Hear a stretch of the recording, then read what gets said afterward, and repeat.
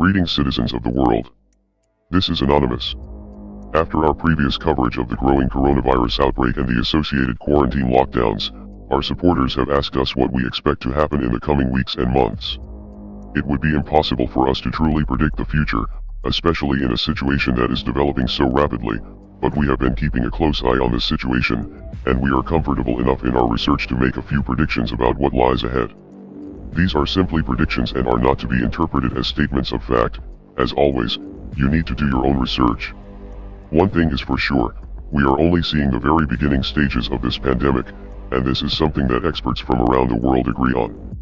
The United States and Europe have both been relatively safe from deadly outbreaks in the past several decades, but it appears that their luck has run out.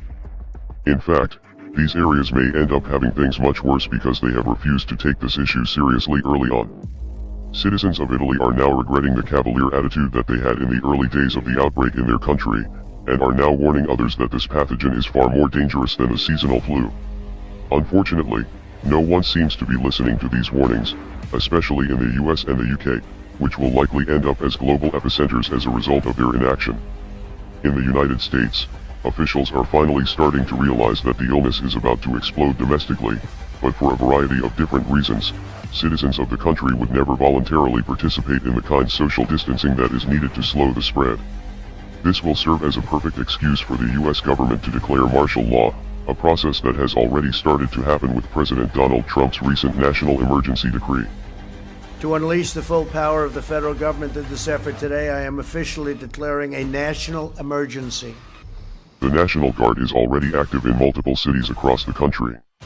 Seattle, Los Angeles, and New York City will likely be under a Wuhan-style quarantine lockdown within the next several weeks. Concern that we can have outbreaks of that proportion in multiple U.S. cities. If you look at Wuhan, Wuhan-style.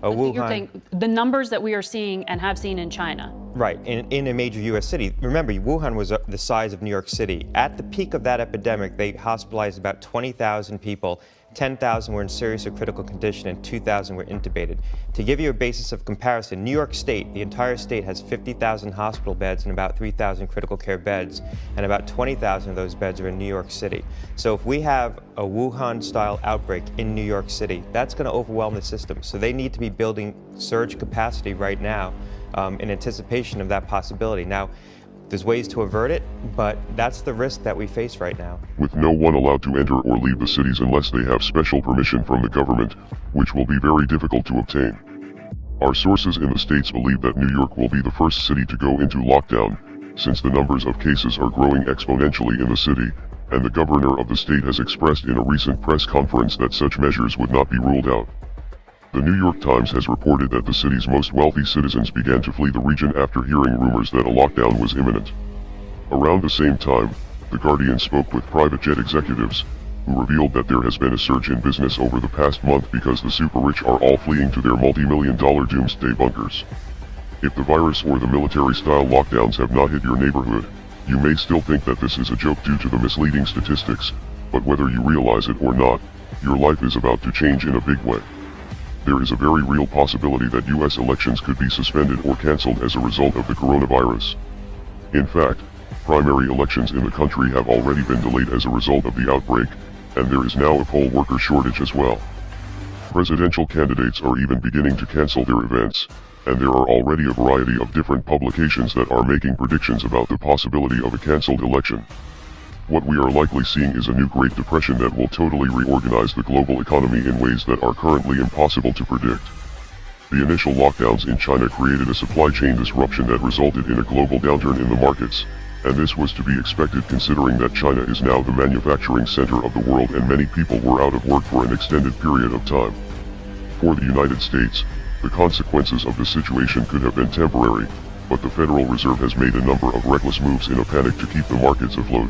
First with a $1.5 trillion cash injection for Wall Street, and then by slashing interest rates to zero and printing more money, which will cause inflation and decrease spending power for the average person, likely resulting in an economic depression.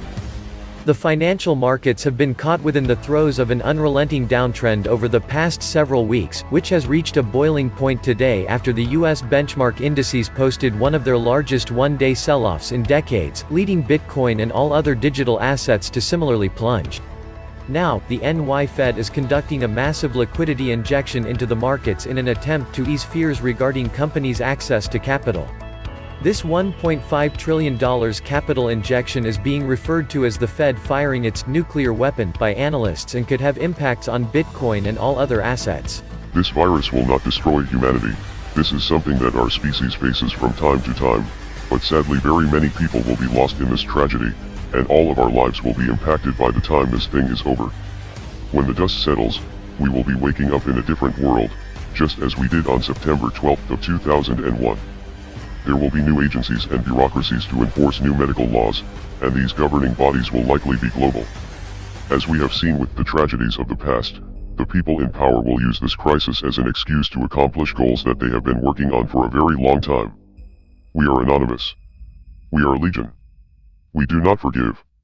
We do not forget. Expect us.